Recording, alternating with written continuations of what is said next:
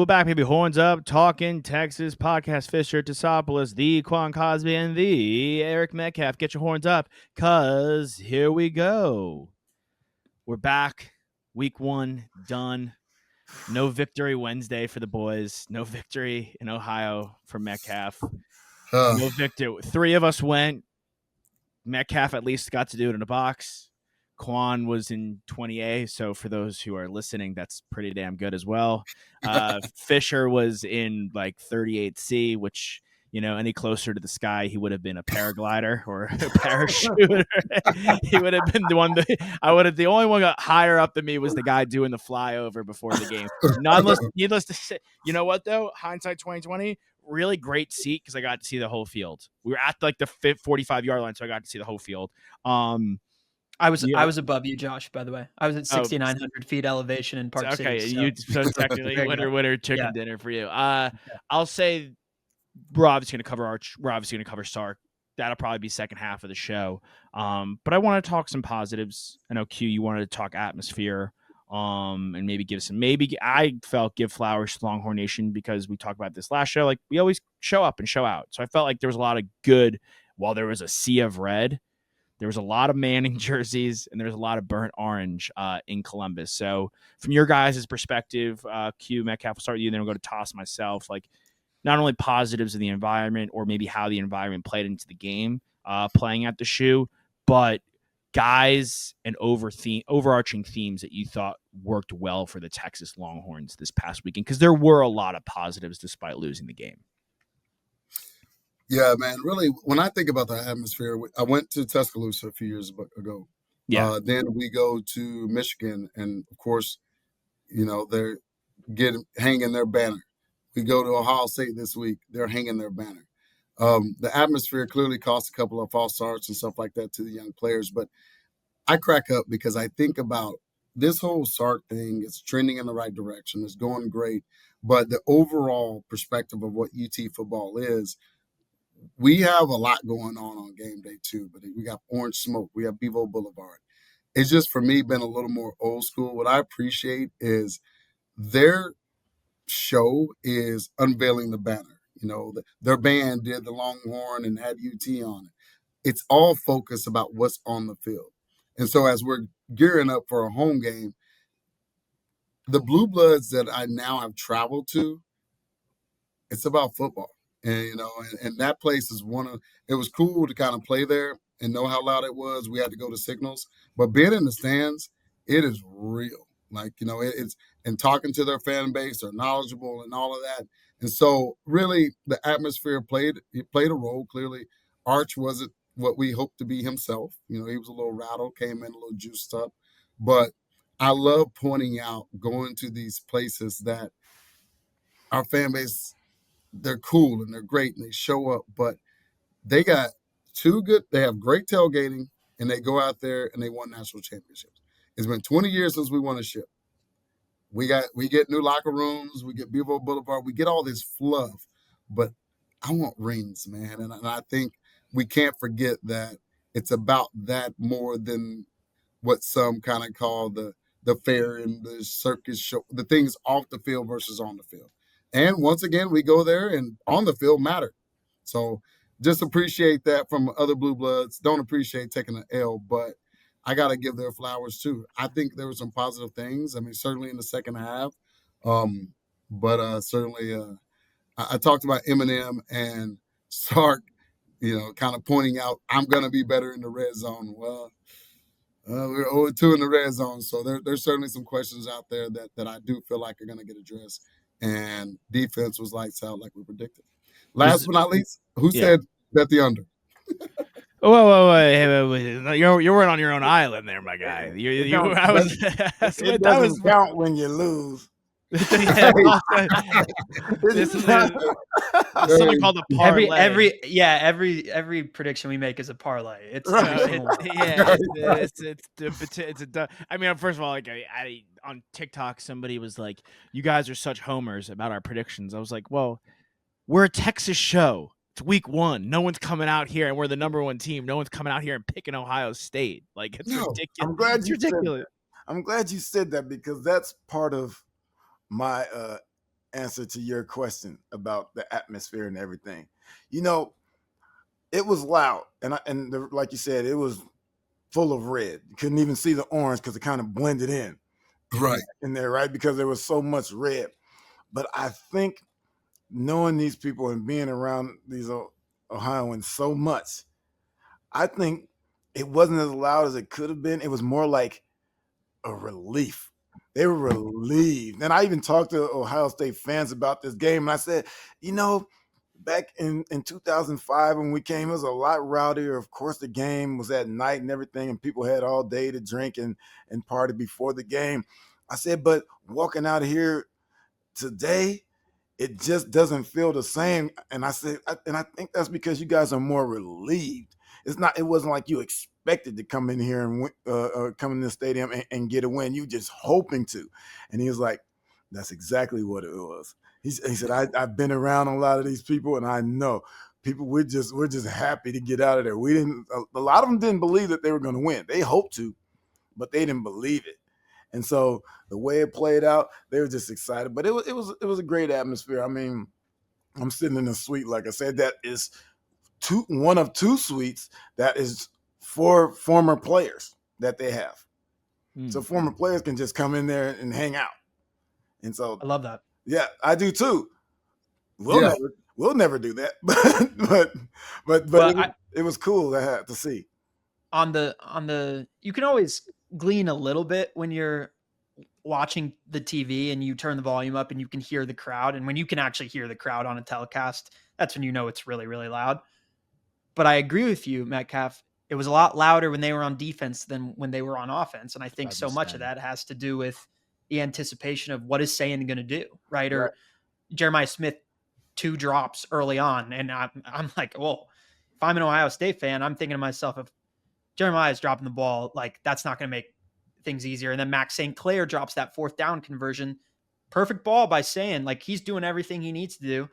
I talked about it with Josh earlier in the week. Like on the telecast, they were roasting Sayin, and they were like, this is why Ryan Day's so upset. Jeremiah Smith, one-on-one coverage over the top, and he's got to throw the ball to him. And I'm like, I mean, he threw the ball perfectly to his tight end for a conversion. The guy just dropped the ball. Like, I get what you're saying, and I know Jeremiah Smith's not going to have too many opportunities, especially with PK running the zone. But at the same time, it's like I'm watching Arch, and he's floundering from a mental standpoint, and the mechanics are off, and he's sped up.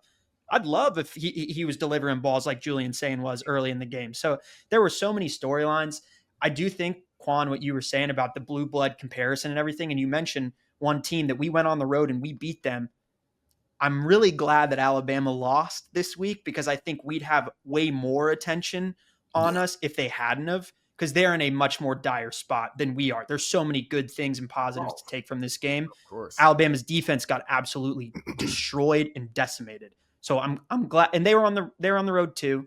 They'll probably bounce back in some capacity, but like I know there's only a certain things that we need to bounce back from. Like some things don't need to be corrected; they just need to be consistent for us or improved upon slightly.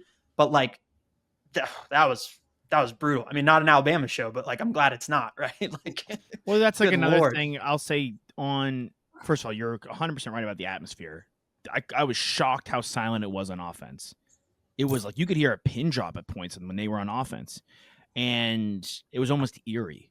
And I guess like, hearing you guys talk about it's making me realize like, oh, like, you know what? Like they're like kind of waiting like we are on pins and needles. Like hopefully this young kid like is what we think he can be and he could actually like deliver and help us score some points.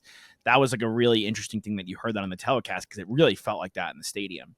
But then all of a sudden, like the noise would like 10x and when they were on defense. But the atmosphere they create, like you're saying, Quan and Eric, like it's so football oriented and the fans are smart. Like, and they were way more engaged and rolled a lot deeper, quite frankly, than they did in Michigan. I felt personally being in that stadium. And I felt a lot of them, the relief sense of like, hey, like a lot of the after the game was like, great game. We'll see you guys down the line. It wasn't like, oh, we kicked your ass. Like go back to like, unless you were like a frat guy, like, 13 beers deep, you weren't telling us to take our, shit back to Austin, quite frankly. Right. So like everyone was like very like cognizant that was a tight game, maybe even tighter than they thought it was going to be. than we thought it was going to be. Ryan Day throwing on second down in his own zone was, I guess, par for the course for Ryan Day, but mind-boggling, quite frankly, to me, to like give us another. It kind of gave us another opportunity, quite frankly, with some good amount of. It made the clock a non-factor for us in offense on that last drive with Arch, but again, a lot of positives from this one. We're all teetering around it though, on Arch Manning. So I think we should. We've all seen Quan. I know you tweeted out. Wait, can I before we get into Arch, can I just ask you guys for being at the game? Was the Corso stuff before the game? Was that cool? Could you even tell what was going on? Like I was watching TV. I didn't. Yeah, I didn't. Yeah, I could because of where I was down there, and we like to get there early, especially the guys that I went with. He literally called it. He's like, "Hey man, Arch looks a little juiced up. He's missed like 5 wide open dudes on air." And so Arch was juiced up in warm up. You're saying in warm up. He said he literally called it. He said, "Hey man, watch Arch. He doesn't look great right now. He's a little." And again, he's just juiced up. He said, "I hope his nerves get down." So he literally was spot on with that. But when they rolled it out there, I go, "Hold on, I've never really seen that."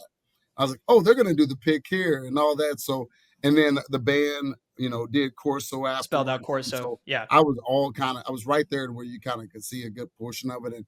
And speaking of loud, that's when the crowd per game and stuff like that got the craziest. They gave him his flowers. It was kind of I know for them and Kirk and all those crew, goosebumps moments for them because Ohio State went crazy showing them love. And they were, and then of course when he picked them, which he did his very first time, right.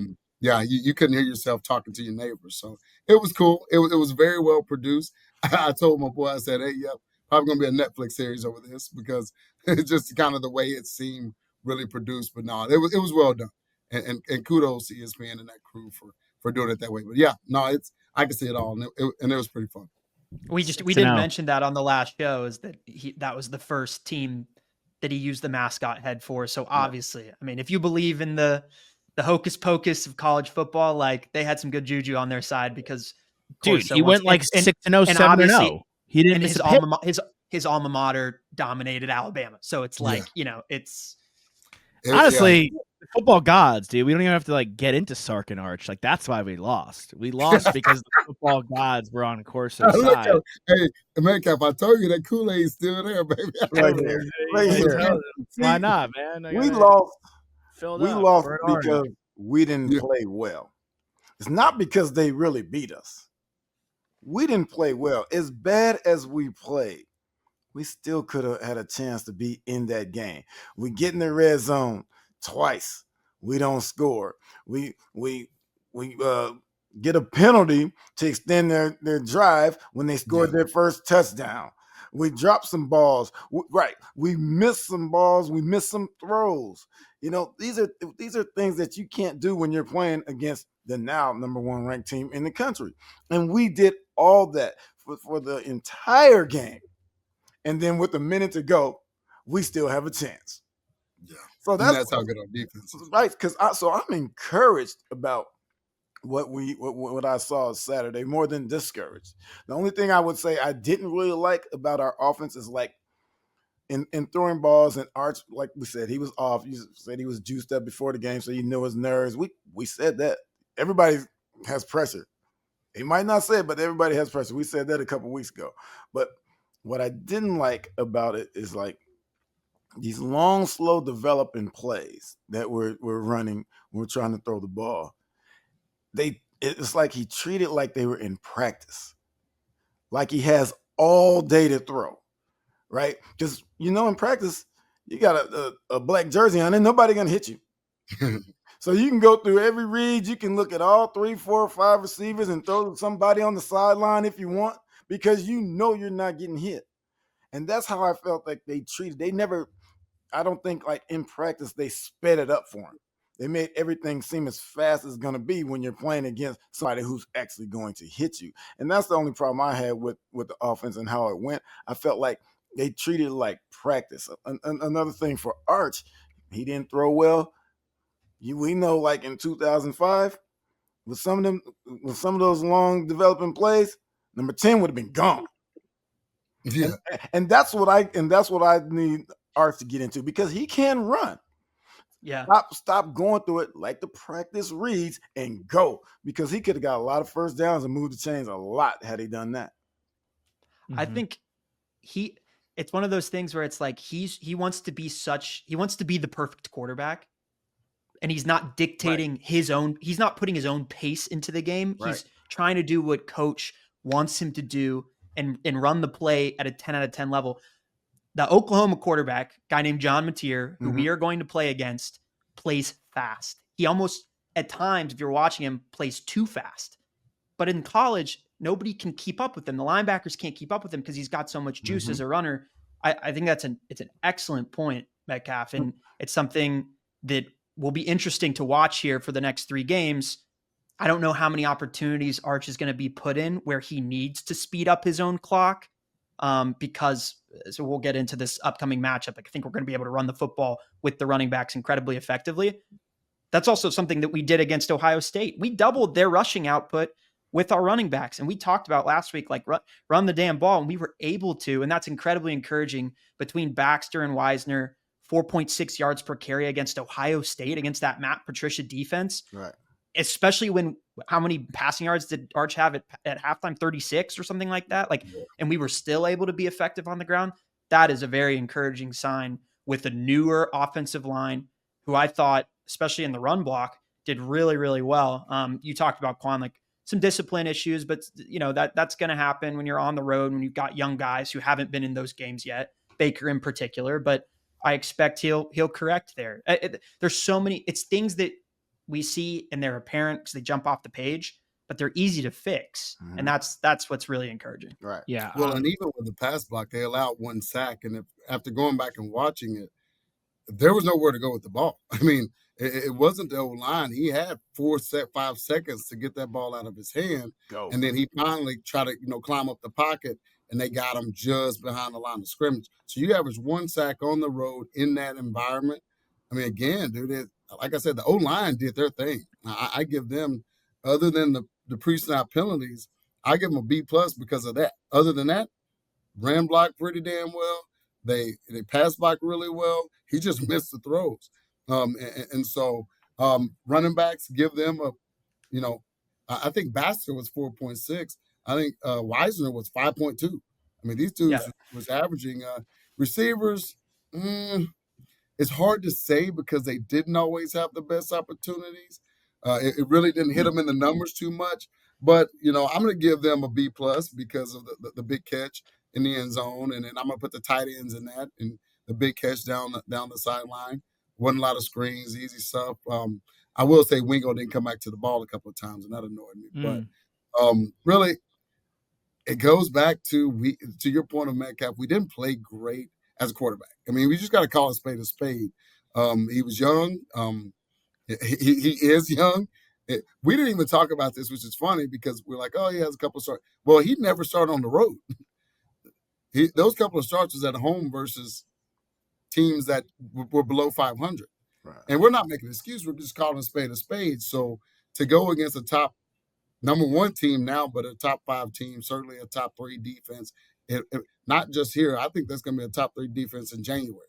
They're that good. And so they showed, and then you got an ex-NFL, D coordinator / head coach. So it's all those things. And we still coulda, shoulda, woulda won that game. And that's why we're optimistic. I mean, we dropped to 7, whatever. But we got some weeks to clean up that mess. But we have a good team. We still have a really good team. It was a 7-point game that we were picked to lose. And so I'm optimistic about what's to come on our offensive side. But I'm so freaking fired up that our defense, what I believe was a B+ game for them, still lived up to the hype. They actually can get better, too. No sacks by Colin Simmons, 5 or 6 tackles by Anthony Hill. LaFau, those dudes balled out. Secondary so balled good. out. And so that's why we're fired up. That's why we're optimistic, because that defense is real. That front 4 and rotating front 4, they're real. So I'm fired up about that. Well, it sounds like, I mean, I agree on the defense, and hearing again, like all of us talk about it, like it sounds PK and Patricia, who again, like we didn't emphasize this probably enough last week. He's 3-time Super Bowl champ as a defensive coordinator. Say what you will about him as a head coach. as a defensive coordinator, yes, I know what team he was on, but still nonetheless pretty excellent, right? Yeah. And look who he's used to scheming for versus Arch Manning and Sark in their first, like you're saying, road start ever as a duo. So got to give him his flowers there. I think both teams, it seemingly felt like we're not going to let the receivers and the skill position players do damage. PK felt that way. Like, he's not going to let Tate. I mean, Tate had that one big play, but outside of that, didn't really do anything in 2 catches. Smith didn't do anything.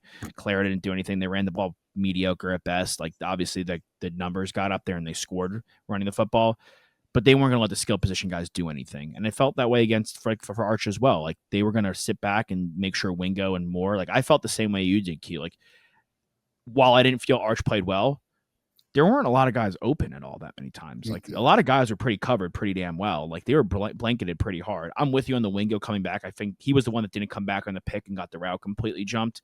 Like, at least make that a ball you could fight for. So it wasn't a good ball. That's not what I'm talking that ball was. There's nothing he about can do the on other that. one that got reversed. Yeah. The one that got reversed, that was the pick. The ball that got picked off, that's 100% on Arch. You lay that over the shoulder, it might be a touchdown.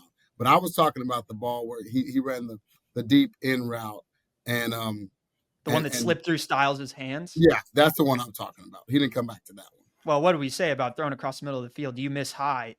Even though you're saying Wingo could have come back to the ball, it's like there's a couple of times where Arch was just off with his throws. And there were a couple of times where I was like, why that guy there? Because, and again, it's just seeing ghosts came to mind, that phraseology that everybody utilizes for quarterbacks. And I felt that from the jump, once we saw that play that was roll out right, first play from scrimmage, DeAndre Moore open, right, schemed open, and he throws it 7 yards in front of him. I was like, okay, I'm interested to see where Sark goes now with the play calling because of what that ball looked like right there. And then I wanted to throw this out to you guys, talking to Josh about it earlier. 31 games since 2023. Texas has received the opening kickoff 20 times. We've converted that opening possession to a touchdown twice. So 2 for 20 on our opening drive since 2023. Is it at that point? Yeah, it's not great. Is it at that point a Sark thing as opposed to who the quarterbacks are? Because now we've seen it with Quinn and with Arch, and this is one sample of Arch, obviously, but and the red zone. I would have never thought that. The red zone predates Arch too. I would have never have thought that we have. Dude, me neither. That's scored on opening drives that our percentage is that low. I would have never thought that. 2 scores out of 20, and to be an elite offensive kind of group, that's interesting. That's all I'm gonna say. Well, how do we break that down? Like, where does he go from here? Like, the red zone, like, it's compounding issues. No, when we watch these games, I think going into like these first drives, the filling out process is different than, say, a pro style coach. Like, pro style coaches, and I'm sure he has his first 10 or 15, but I'm saying where, like, you're playing in the NFL, your first 10, 15, you're going to be heavy runs and you're going to be some straight routes, not concepts. You're trying to figure out what you can do. Can you be physical against these guys? And we get into these, like even though it was on Arch the very first play, there's still long developing plays. Totally.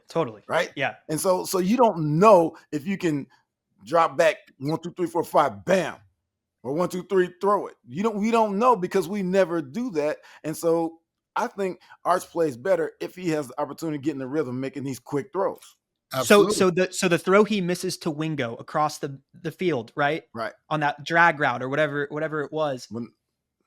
He audibled into that play. He hot routed the left side he completely changed every route on the left. It's just so interesting because obviously the script isn't working and it hasn't been working for quite some time, whether it was Quinn at the quarterback or Arch at the quarterback. But what we watched Quinn do late in games, in moments where it puts us through this anxiety attack every single game that you're watching as a Longhorn fan, is third quarter, fourth quarter, overtime, right, against Arizona State. That's when Quinn was at his best.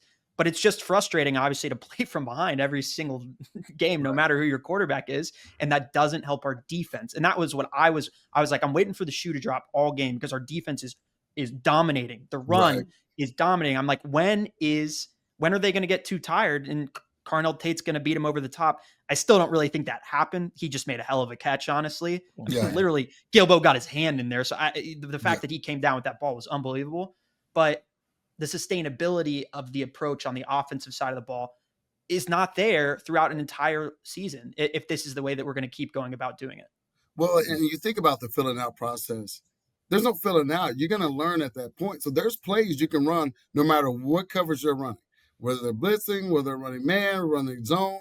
We saw, you go back to one of the times that they probably scored early was when he threw a quick bubble screen to Xavier Worthen and he house called it at Texas OU.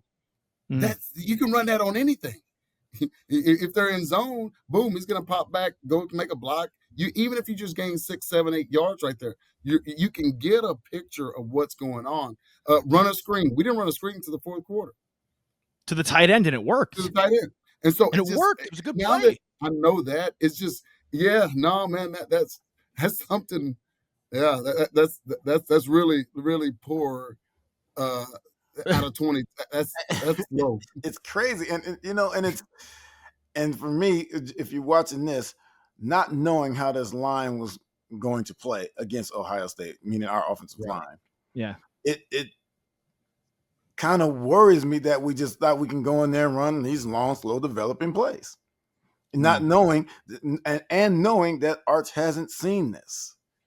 That's why I was so against it. I just want to see some 1, 2, 3, bam. And if it's not there, take off. Yeah. Take off. And that's why I kind of feel like at some point there's a thing called overcoaching. Right? So when he drops back and got these slow developing plays and he's surveying the land and he thinks it's going to be open because it was in practice, like once again, that clock has to go.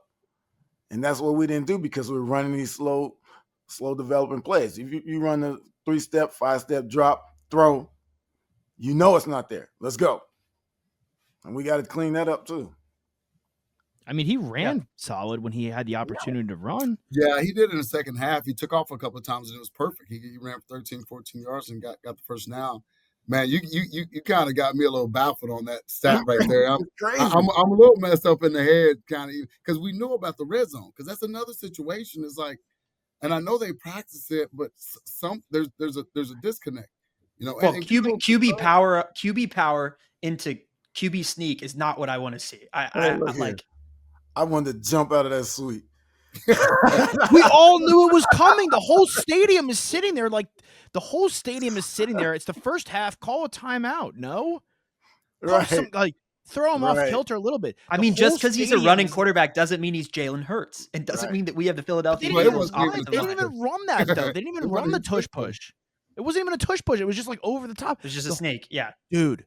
The security guards even knew it was coming and were cheering. They got so back to the Washington game a couple of playoffs ago. We're in the red zone. It didn't work out. That's a national championship. You go back to last year's game. It didn't work out. Those go into the national championship. Then you start this year, and it's just, something that was asked of me, and I don't have an opinion about it, but we got to call a spade a spade.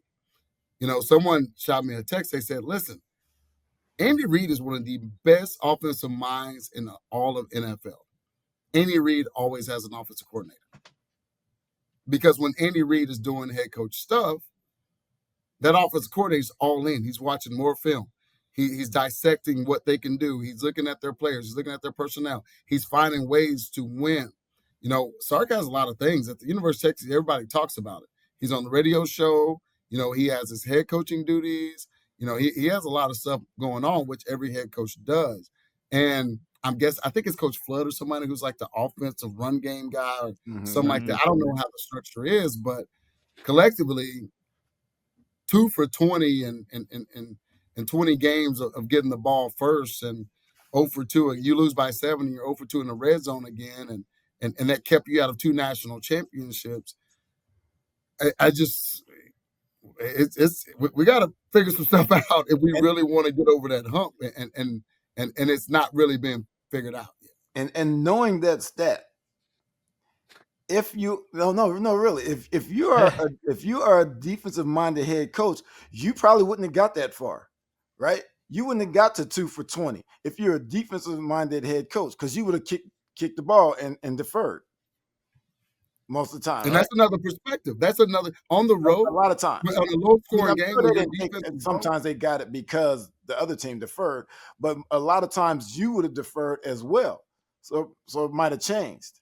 Well, yeah, and then all of a sudden it becomes you're Wile E. Coyote going after the Roadrunner, right? Because you're like, I'm 2 for 18. I gotta get it. I gotta prove to myself that we can do this, that we have the right script and all this, and it's just not working.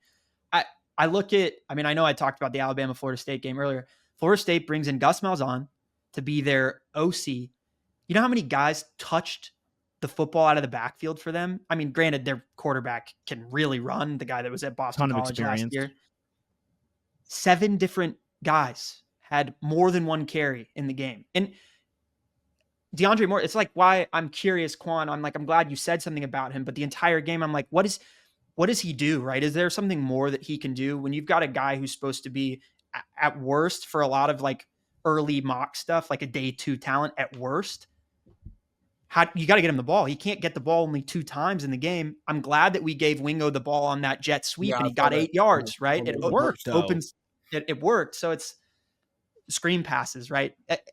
We said this so much last year. It's like Quinn just has to get the ball to the playmakers in space. And I felt at certain points, I was like, Arch just has to get the ball to the playmakers in space a little bit. And we have to generate that space if we need to pass behind the line of scrimmage and then, trust our guys to block and be disciplined. But it's just this collective compounding thing where everything is working incorrectly. And then I think to what you're talking about, Metcalf, the overcoaching, the overthinking occurs and we get stale. Then we get really stale. And that's when it goes QB power on 3rd, QB sneak on 4th. And it's like, didn't we just say earlier in the show that collectively between Baxter and Wisner, they average 4.6 yards per carry?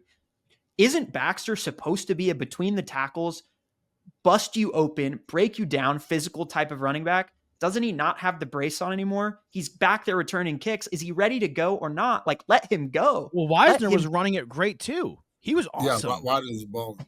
He was both balling. of them. Yeah. He was so effective. And it's so, Metcalf, on your point of like long developing plays, it's interesting to hear you say that because we were sitting in the stands. He snaps the ball, and literally there are people counting in the stands by me. Wow. 1, 2, 3, 4, 5, and he's holding on to the ball. Right. And the plays are devoted. And you could literally, when he threw that touchdown to Livingstone, bang, step back, 1, 2, 3, balls out in the air, let the receiver make a play. When he had one play where a guy came in off the right, he stepped up, slipped a sack, and then hit Endress in the flat. And I was like, dude, bang. That was so bang, bang, and so effective. Right. And he wasn't overthinking it. He wasn't overcomplicating it. He wasn't like trying to aim it or put it somewhere or do too much. He just played, got out of his own head, and was so effective. It felt like things were so slow developing, and that kind of went against, maybe it's the overcoaching, like you guys are saying. Maybe it's, not getting the playmakers the ball or trying to make the exact perfect play, like you were saying before, Toss, and executing Sark's idea of what that perfect play should be. It just felt very confusing. I think, all of us hearing the 2 for 20 and seeing the red zone and seeing no screens where, last year was a lot of screens ran, but like he was getting the playmakers the ball. And the screen we ran to Endress worked. The end around we ran to Wingo worked. And obviously we don't have to have those plays every single second. But those plays that we saw a lot of last year and that were very heavily implemented into the offense, we could count on one hand how many times we saw them this game. And they worked. So it's definitely, I don't want to start the year off being like, we need an offensive coordinator because we're not going to get one this year. It's over and done with.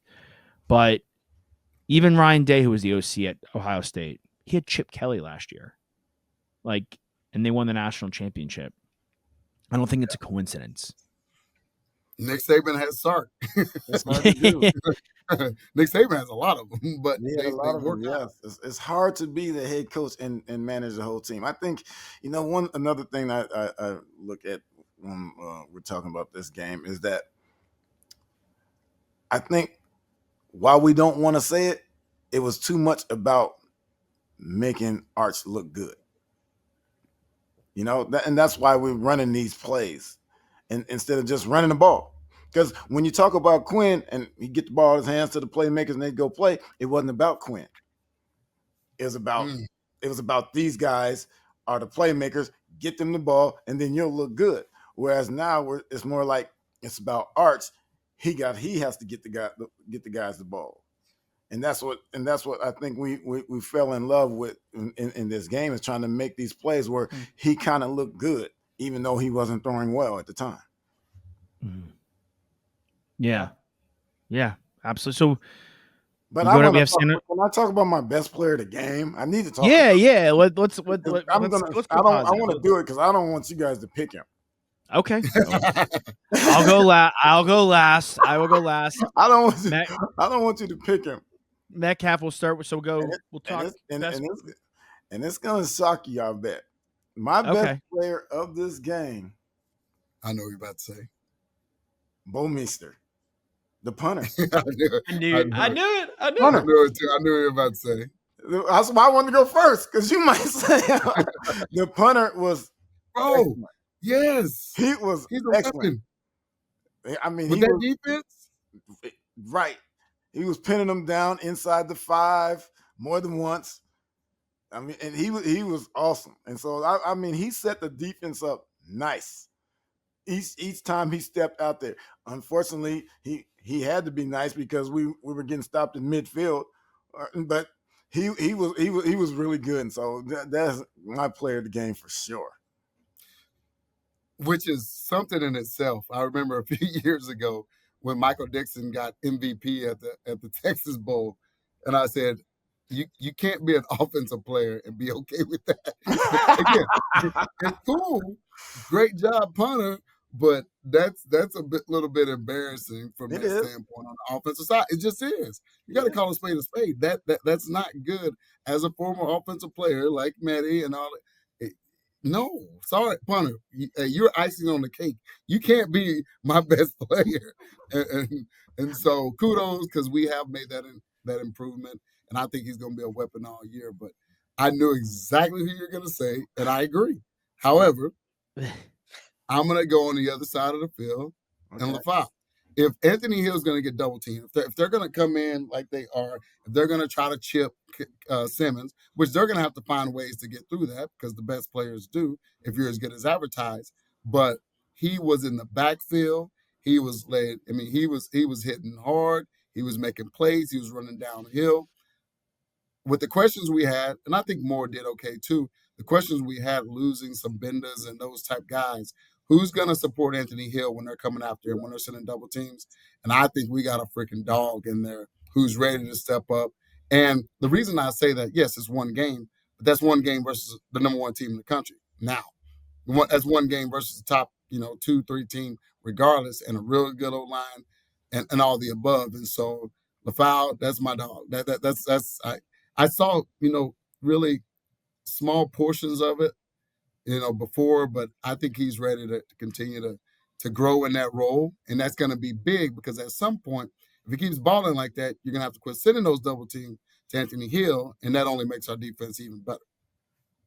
Yeah, I mean, Lianga Lafau was awesome. I mean, in the stadium, you heard, not only did you see it, you heard the announcer, tackle by Lianga Lafau, tackle by Lianga. So he felt like he was in every single play. Is the name called out most by any of our players by the announcer, who obviously he led the team in tackles. I think he had 9. Dude, he was everywhere. And on the punter point, before you go, Toss, and then I'll go, and then we'll go to the San Jose State game. Not only is it a bad sign when the punter's your MVP, it's a bad sign when you desperately want to cut the line and go first to make sure no one steals your player. that makes it even worse. Like that you are like emphatically, I have to go first. Josh, and then you pick the punter. Yeah, it's not good. Dude, I had a guy in one of my group texts be like, "Hey, our punter's on the sideline. He's got a bruised foot." Obviously, it was a joke. I'm like, Jesus. Hey, the punter almost got us 2 points. Oh, he did. You're exactly right. He almost got a Literally. 2 point. Yeah, Yeah. Punter was electric. He Oh, that killed was such a gut punch on the penalties offsetting on that play. Because again, Lafau making a play. Obviously, some of it is because he did get into the guy's face mask to get by him, but that was such a gut punch because it really felt like we had that one and it was going to totally flip the momentum in that game. Simmons face mask too. Yes. Simmons face mask was a gut punch Yeah, too. that was 4th down. Yeah, we would have been off the field. And then Muhammad's holding that continued to extend the drive. We gave him 25 yards. And penalties can't be doing that when your defense is playing that well. Yeah, The He didn't even get a penalty to the 4th quarter. How did they score on 4th and goal, Quan? Do you remember? Oh, they gave it to the running back and run. I will say that guy was not incredibly effective, but he is a house. He is a big back. Donaldson? He's small. He's smaller than Baxter, but he's a big back. He's 235. Well, height wise. Oh yeah, I mean he's 5'11", 235. Yeah, he's a moose, dude. He was, but like they used him effectively. I thought he was a starting running back. He was a running back at West Virginia last year. Like he's no slouch. Like he's a D1 guy. Toss, who was a guy you loved this game? I mean, I talked a little bit about the running backs, so I won't. We've already highlighted them. I'm gonna say another guy who actually was tied for tackles with Lafau, Michael Taff, who had 7 assists.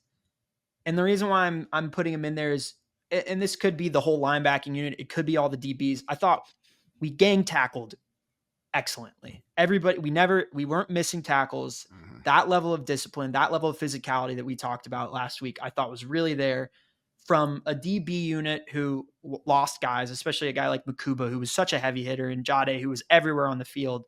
And I thought Taff just demonstrated that he's ready to be the leader in the secondary. And I like what he did there. And I think they'll only get better and they'll only get more opportunities when we play teams who are forced to try and fit tight window throws into our zone looks.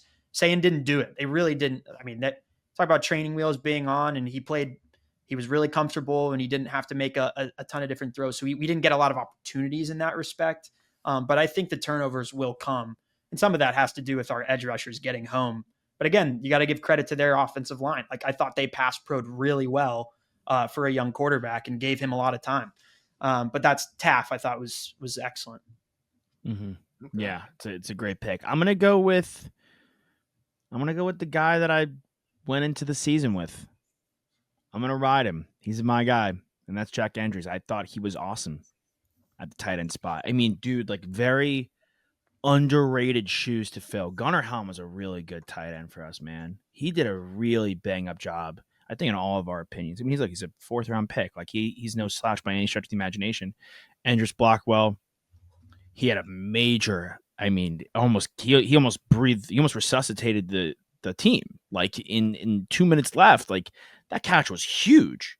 He wasn't wide open by any. He made a big boy catch. Guys on him afterwards, draped on him, came down with it. That was a major catch. He looked great in the screen, looked really athletic. Again, blocked the run really well. And I'd love to see him implemented even more. Like, when Baker Mayfield dominated college football, was a Heisman winner, and his completion percentage was record-breaking, like, him and Mark Andrews were cooking. I'm not saying it's going to be as good as that, but, like, tight end can be your best friend. I think this guy's incredibly talented. I think unlike some of the other teams, like our whole team, and by the way, the interior, the defensive lineman guys that we had questions about, the transfers, we didn't know how they look pretty. Cole Brevard looked pretty damn good. Like he was a beast. And the kid we got, Hero Canoe from Ohio State that we got, like both those guys look really good.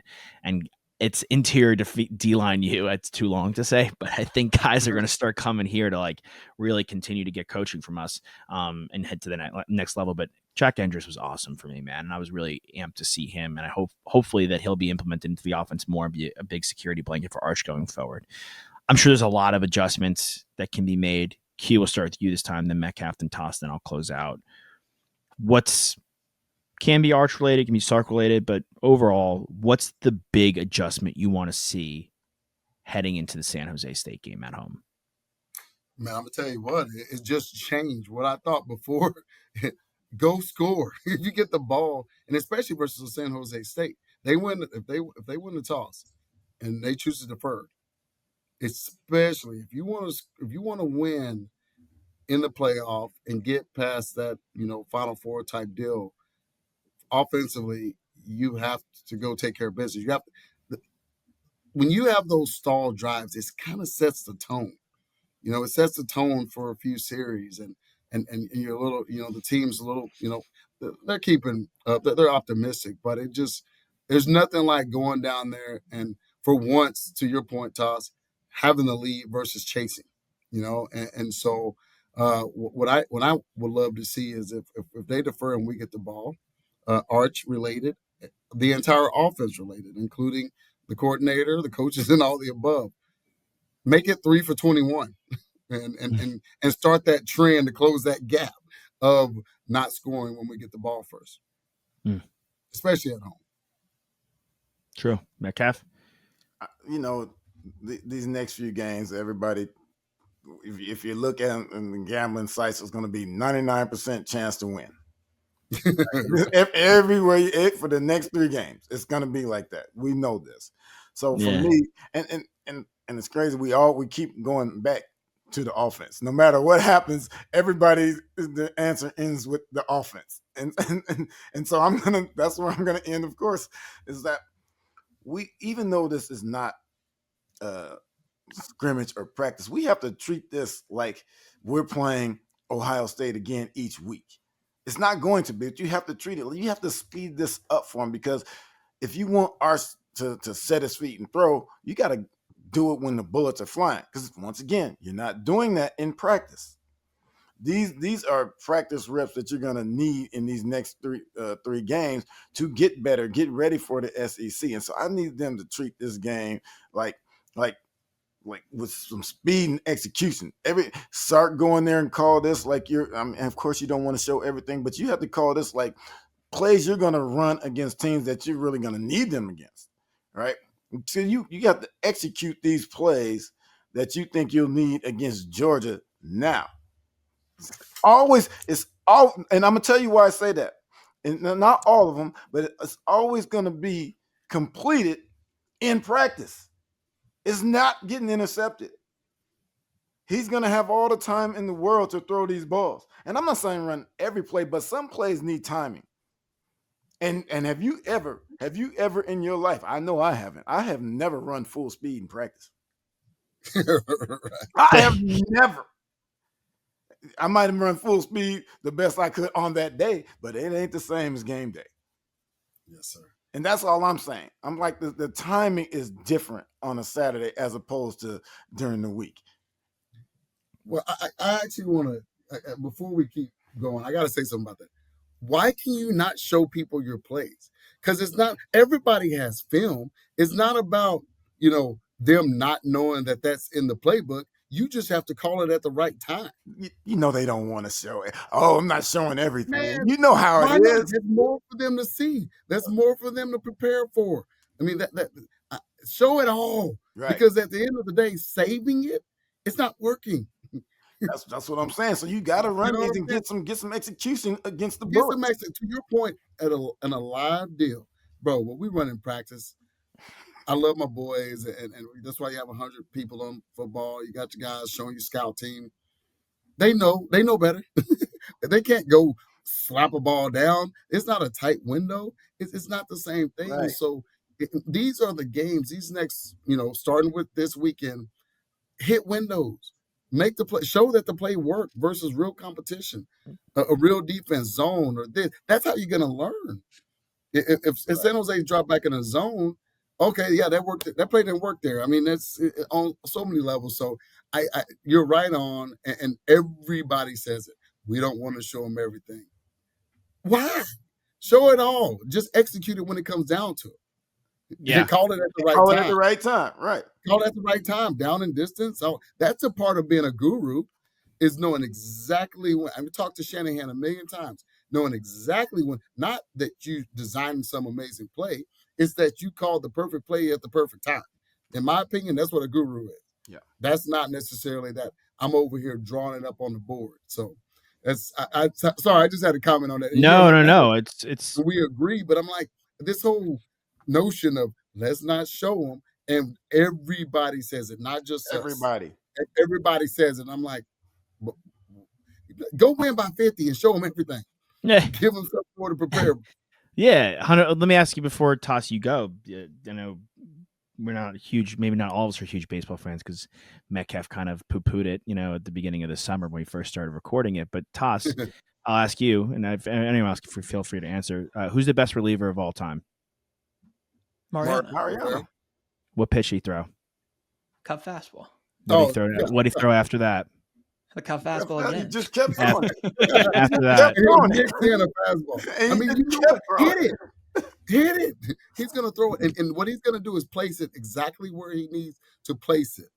You know what's coming, but he's going to throw it in the right spot. I mean, that's my point to what we're talking about. This whole, I got this. I mean, what are we, water boy? We got this perfect playbook.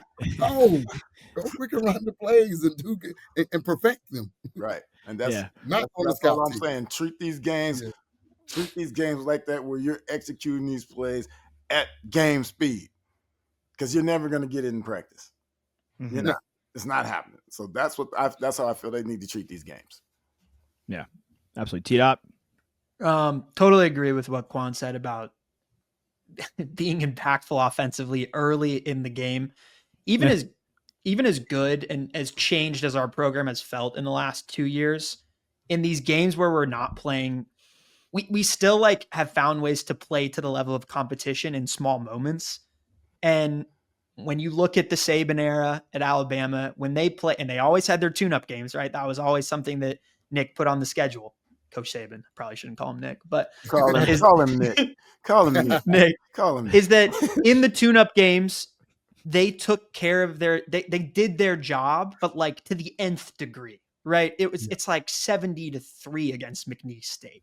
Yes. And I've always felt like our end result scores have kind of gotten to that level, but from start to finish, dominate and leave no doubt. And so much of that, I think, in this particular matchup is about the run game, because San Jose State played the Central Michigan Chippewas last week. They lost 16-14. Central Michigan ran for 236 yards against them. I think they carried the ball 38 times, just their running backs, not including their quarterback. We have to out-earn Central Michigan on the ground. We are the University of Texas. We just ran for 100. Our running backs just ran for 120 yards against Ohio State. If Central Michigan ran for 236, we should run for 300 on the ground.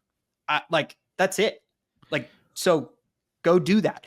And in that, and I will allow screen passes to be a part of those 300 yards. Yeah, and in that, activate and open up who is getting the touches too, right? If 4 different running backs end up touching the ball, I think that's great. I think that answers questions for us when the bullets are flying live, who all can be involved and who is at our disposal on the offensive side of the football when we want to tap into different plays. Be versatile, be multiple. Get DeAndre Moore 2 screen passes. Get him involved in that way. And for Arch, throws that are 7 yards or closer to the line of scrimmage, that's where you need to be perfect. Because I did see, even in this game, a couple of throws out to the flat where Baxter had to reach back and catch the ball before he's going upfield. You have to be, when you're playing Georgia, whoever it is down the road, Florida, Oklahoma, that's what makes the difference. If you throw, even if it's a catchable ball, but it's behind the running back a little bit, that changes a 7-yard play to a 3-yard play. And that's what we can't have. So forget about 45 yards down the field hitting Ryan Wingo. Those plays will open up if we run the football really well against San Jose State. But it's about being as efficient and as perfect as possible on those throws that you should be making routinely for Arch, in my opinion. Yeah. On the point of getting guys, I like what you said earlier, Toss, about Gus Malzahn getting 7 different guys carries in that Florida State game. And part of me is I want to run the ball, I want to win the game, and I want these guys to go off. But and the other part of me is I already know the run game's working though. So I do want to see everyone, Metcalf and Quan are saying, emptying a bit of the playbook for Arch and letting him get his sea legs now and get acclimated now that the live bullets are going. Mm-hmm. But on your point of running the ball, as we should run all over them, I'd love to see in that, hey, a bunch of guys getting carries range, let's get Jarrett Gibson some love. Let's get Christian Clark some love. I know they weren't going to be utilized fully at the Ohio State game. Like, you have to play a bit of a tighter rotation, of course, right? The best guys got to play out there. You can't be kind of trying to try different things out like that. But in these games, if Christian Clark's back and he looked phenomenal in camp, let's see him, because he might be a weapon in the pass game we could use going forward. Jarrett Gibson is a big body, and we've seen him. Yes, he had some hanging on to the ball issues last year, but we've seen him, bulldoze guys, and he's a bigger body back. Maybe we could use him in the red zone. So getting some of those guys carries, if we're up on this team by a lot, I would love to see. But I'd love to see Arch free. Yes. Take the training wheels off. We're at home. Yeah, free him up. Like, let him go. Don't you think that, like, if our run game is our cut fastball, that, like, let that predicate what opens things up for him? Exactly what I was about to say. Oh my God, of course. How well the play action works when you're running 6-7 yards a pop, and they need to get down and stop that run game, and that's when Wingo's speed, and more speed goes over the top. But here's the problem. When he had that read option and he didn't pull it and run. Oh my gosh! But here's the problem with coaches. The problem with coaches is we can run it down their throat, and then we'll get a big lead, and then we won't want to throw it anymore. They'll get some throws here and there, but they won't go deep into the playbook. So that's why we know we can run the ball. I feel like we need to come out and execute the passing game, and not put the running on the back burner. We just need to execute some plays that we know we're gonna need. I guess from what I said about the what Nick used to do with Alabama is, like, what about we pass them in the street, we bump into them, and we don't say sorry? Like, how about that? Like, we don't, like we got 3 quarters. I don't care, run, pass, you name it. We impose our will on them in the run game, in the pass game, in special teams. You got 3 quarters, and hopefully you're up by 40, and then you can get some other dudes in to get their PT and all of that. But 3 quarters, I don't care what they do. Run it, pass it, do all the above. But it's time to get game reps, impose your will. If you're that team, if you're a true contender, that's what I like to see too. Get a little nasty. We're not at 35-0 at halftime. He's not playing anymore. Who? Arch? Not much more. He'll play a couple of series in the third. If we're 35, he has to. If we're 35-0 or something, he needs experience. Oh, I know that. You know that. We all know that. We all know that. But do we want to experience him getting hurt? It's all the factors that are going to come into play if that happens. If something like that happens. And so come out throwing that thing. That's what I say. Come out throwing it. But just come out throwing it. The man needs experience. You're right. He could get hurt. Riding that scooter across campus. He could. Listen. I almost slipped on a dog toy over out there, like getting ready for the podcast. Like, anything can happen. Well, okay. Well, think about this. So the performance that he had, we know that within every fan base, for college fan base, there's some crazies that will just overreact to everything, right? Yeah. Oh, for sure. Some of the people are like, they're anti-Arch, even after just 1 week. That's going to happen when he has a performance like I'm not saying that they're whatever. Yeah. But if I'm Arch and I'm in that situation, Metcalf, where I get to dictate whether I can play all of the third quarter or half of the third quarter, or coaches he doesn't even put it up to my disposal. We're halfway through the third quarter. I'm like, Trey Wingo's not playing, or what's I can't remember his name. Trey Owens. Yes. Trey Owens. Sorry, Trey Owens not even playing. He's not playing. I want to be out there for this. I know it's like at a certain point the coach is just going to say, "All right, I'm not playing you because you're going to get hurt, and that's my call, not yours." But like, be a little nasty. Be like, I want to be out there because I don't want the Texas fan base, the crazies in the Texas fan base, to see Trey Owens look pretty good, and then all of a sudden, when we get into the big game, because we're not in the cupcake schedule anymore, like they're going to be like, where's Owens? Give him a shot. Like, it's like, no, okay, we want Arch. Arch is our guy. Everybody knows that. The fan base should know that. Come out, but like, yeah, just be a little nasty in there. I want Arch to be a little nasty in there. I want him to like, yeah. I'm with you. Because he had it. There were a couple not many. We could count them on less than a hand.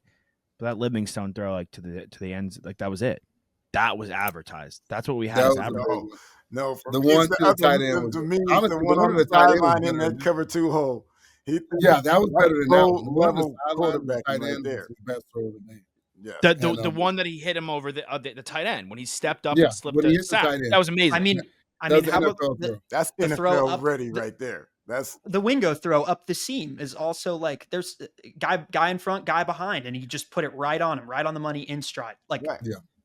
Oh yeah, he the has one it. that they blew. One, yeah, he has the one. He has it. The one they blew dead too. I mean, we don't have to get into that, but they blew one dead. I don't know how you guys, Quan, before we go, Quan and Metcalf. I want they didn't was show late. it again on the It was telecast. late. I was I like, was like- show me.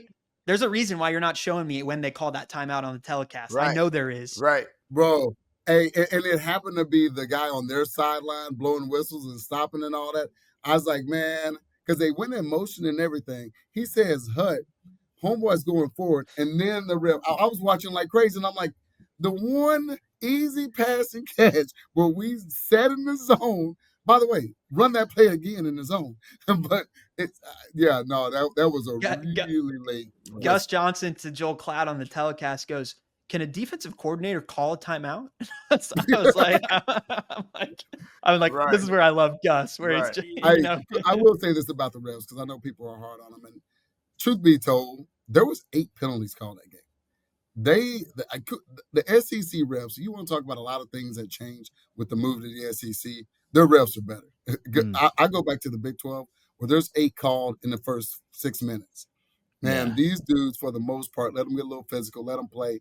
And other than, we can't even argue the whole, it's a 50-50 deal. Sometimes they call it, sometimes you, where on Malik, the DB kind of grabbed the tip. He held him. He held. And so, and the hands to the faces, they were real. I mean, so what's crazy about that is Ohio State, as disciplined a game as they played, because their penalties were when they were up 14-0. I mean, they didn't have a freaking penalty. Into the fourth Now, quarter. let's be real. Can I be honest though? I know Brandon Baker had 2 false starts. He probably should have had 5. To be completely on, like I think they were even a little generous to our offensive line with the cadence. And I know again, some of that is because of Arch, and he's rattled and nothing's happening like any of them want it to. But I thought it was a pretty fairly called game. That's my point. I know we're talking about that play, and I was yelling and pissed off about it. But overall, I appreciate they just let them go at it. I mean, it was real, very well called. 8 penalties the entire game. 6 on us, 2 on them. And that's an us problem from my standpoint, because 2 of them was pre-snap and 2 of them were very, very blatant. One took 1 points off the board, and then you got 2 more to just kind of and 1 put points on the board. And 1 put points on the board. 1 took points off the board, 1 put points on the board. And a 7-point game. So it's those little things that we know, one, we're optimistic about, but we have to clean up if we're really talking about being a contender and getting to Miami. Yeah. I'd love for us to kick a field goal in this game too. Just to see the guy on get the road. On the road. We're like 0 for a lot in the red zone. He's going to kick his first real field goal in the swamp against the Florida Gators. Great. I feel fantastic about that. I'm asking for us to open up the passing game. You're asking for him to run down their throat. When the hell is he going to kick? How are we going to get this done? Well, here, let me I'll close with this. We get what you got going on, Metcalf and Quan. Open up the playbook, pass. Then we get a little bit what Toss wants, and maybe some what I want. All the running backs getting in motion, and then when we're up like a gazillion to nothing, and we have the ball on their 40, just let him rip like a 65-yarder, and let's just see what we got. Let's just see if he's got it. Let's just see if he's got the leg. Like flip the coin. Let's see if he's got. The next 3 weeks are for live bullets. That's exactly right. And again, we gotta call a spade a spade. All of our what we want to see is offense related, and again, that's just that's a little problem. Toss, you're gonna make Quan lose sleep over that stat that you told him, man. He already texted me. To send him the stat. You did? I texted him on the show because that stat is blowing my brain. But is it? It's not blowing my. I'm like, yeah, that's what I also because I would have never thought that. Well, but this is the thing. You know why it isn't? Because sadly, I'm kind of used to it. That's what I'm saying. I didn't think about it being that bad. Why am I in week 1 of the season thinking about our defense and how tired they're going to get? Because I've seen it 100 times. Like, But you would think in all these games that I would think that they've gone down there and scored a lot on their first drive. Well, because we were more focused on the third quarter. We never really scored in the third quarter. Now, we got close to this one, but once again, we didn't score in the third quarter. We got stopped in the red zone. So, honestly, we've been so focused on, coming out of halftime and that third quarter lull that we've seen over the years. So, I didn't even think about us not scoring to even start the game. Yeah, if you think about an offensive-minded head coach, I would think, to me, that means where they win always would be early plays in the script and also fourth down conversions and third down conversions. When you're long on the sticks and you're fourth down, what do you got at your back? What do you have at your disposal? That's where I would say, like, if you're an offensive guru, that's where you win. That's the difference between you and a mediocre offensive head coach. Like, and we struggle in all of three of those respects, and that has to change. Because we're quarterbacks sneaking. Yeah. All right, gents. Well, Matthew Golden got named wide receiver 1 for the Green Bay Packers. We all knew it was coming, but I'm excited to watch some of our Longhorns in the pros this week. Blue, cool. Golden, Helm, all the guys. I mean, I'm honestly sweating Murphy. Year 2, loading. Yeah, I'm amped for those guys. I'm amped for Jade. I hope he kicks ass. Like, I'm in for a lot of Banks. I know he's in the Saints. But and I want Isaiah Bond to flourish. Yeah. For the Browns. I need Wait, who'd you say, Metcalf? I said I want Isaiah Bond to flourish. Yeah, I do too. Especially the way it worked, it went down for him. I want him to get that opportunity and go out there and just ball. Well, Makuba's going to have a pick against the Cowboys on Thursday, probably. So just, that's probably how it's going to go. I love him. I hope it's a pick 6 too. I don't, but okay. I hope it's a pick 6 and he just runs up to the box and hands it to Jerry and gets flagged and gets ejected. And give him the horn. Yeah. Jerry, because you clearly don't like Longhorns. Yeah, absolutely. All right, fellas, great stuff. Fisher Desopoulos, the Quan Cosby, and the Eric Metcalf on ESPN 102.7 Austin. We'll see you guys later, or we'll see you another time. Hook 'em horns. Welcome.